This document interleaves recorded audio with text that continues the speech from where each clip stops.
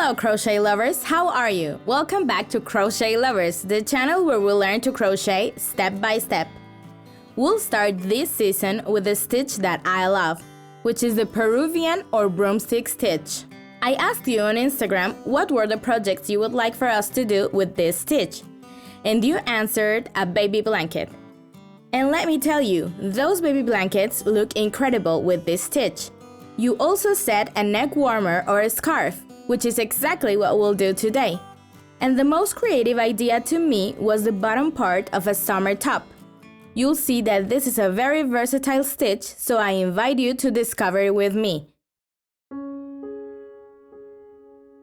In order to make the characteristic holes for this stitch, we'll use an external item to our crochet project, and this item will create the height of our stitch, as well as the size of the holes.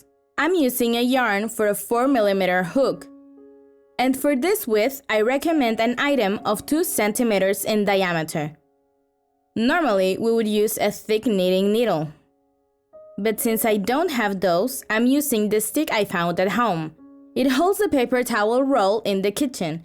If you can't find anything circular at home, we can always use a ruler to put our stitches in, and it will help us create the holes. So there is no excuse, there's a ruler in almost every house. So let's get to it with our broomstick stitch. We will start with a slip knot.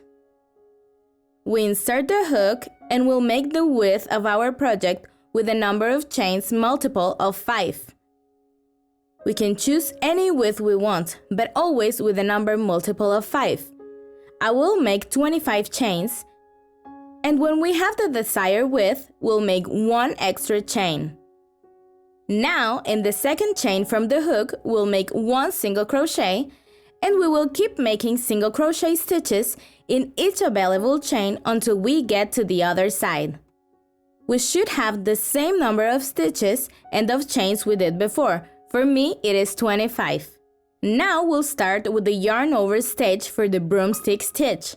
We'll expand the loop we had on the hook, and we'll locate it over our stick, needle or ruler, or anything we'll be crocheting on. For this, we'll only work in the back loops of the single crochets. Crochet, all stitches have 2 loops, one in the front and one in the back. We will be using only the back one, so this first stitch is finished with that loop. We'll begin the second one. Remember to only use the back loop. We yarn over and pull through a new loop that will be directly over our needle, stick, ruler, or whatever item we're using. So we continue with the back loop from the following stitch, yarn over, and remember to enlarge the loop and set it on the stick.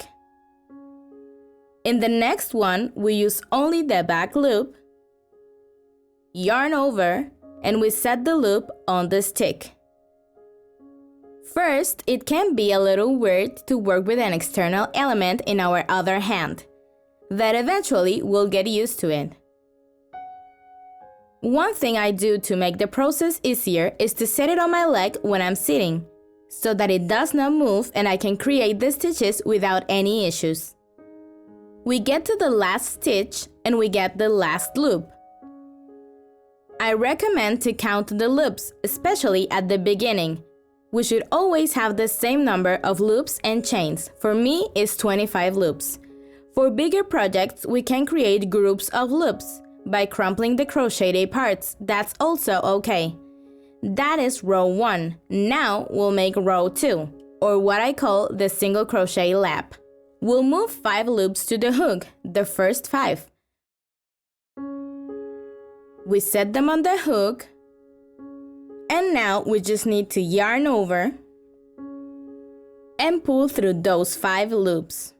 With that tiny loop, we'll chain 1, and we will see that the loops are separated, making a front part, a back part, and a hole in the middle. In the hole we created, we'll make 5 single crochets. 1, 2, 3, 4, and the 5th and final. And this is our first broomstick stitch or Peruvian stitch. Now let's make the second one. So we move another group of 5 loops to our hook so we can create our broomstick stitch. We move the next group of 5 stitches so they are now on the hook.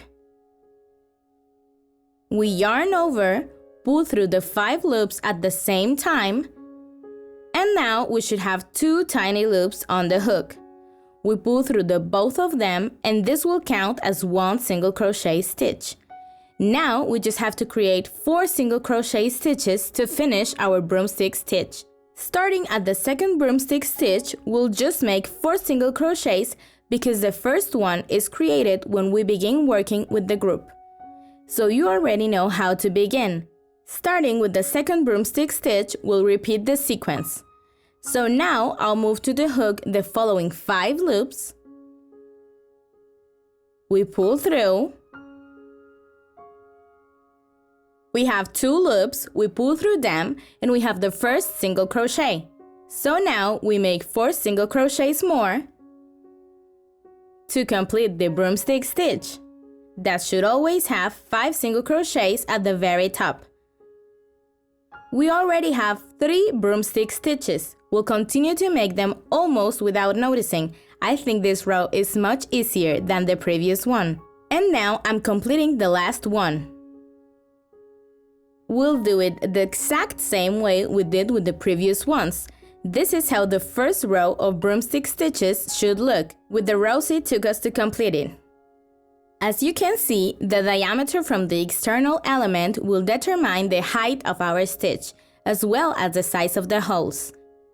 For the following rows from now on, we'll just have to expand the first loop to begin this stage for this row. We set it on the stick, needle or ruler. Now we'll go to the second stitch, we'll consider the first one done, and we have to insert the hook in the back loop from the single crochet. We yarn over and set it on our stick. For the next one, we insert the hook, yarn over, and set the loop on the stick. And so on. It is exactly like I showed you. The only difference is now we'll be working over the broomstick stitches. If we notice, each broomstick stitch has 5 single crochets. So we should have 5 loops. We should check this so we can have the correct number of loops at the end. We can count them if we want to be sure. Now we have to repeat the single crochet stage, that second part of this row. So we set 5 loops on the hook, we yarn over and pull through, and since it is the first group, we chain 1, and then we make 5 single crochets. The first will always be different because we have to make 1 extra chain.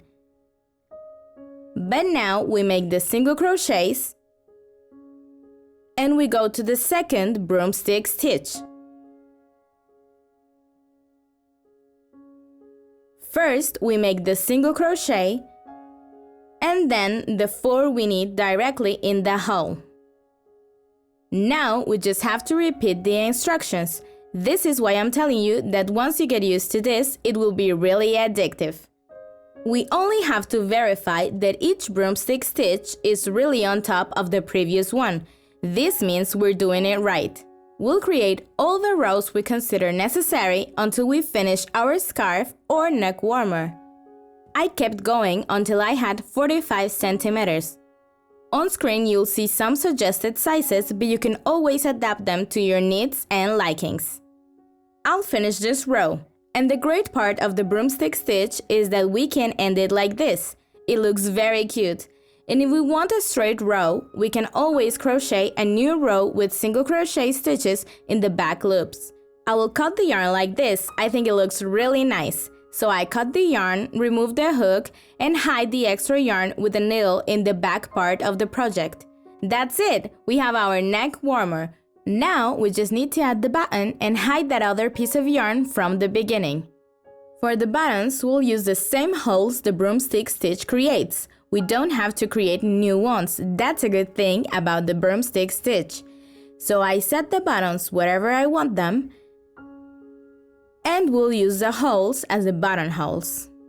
And this is how, super quickly, in just one evening of crocheting, I made this beautiful neck warmer for my daughter, so that she's never cold during this fall.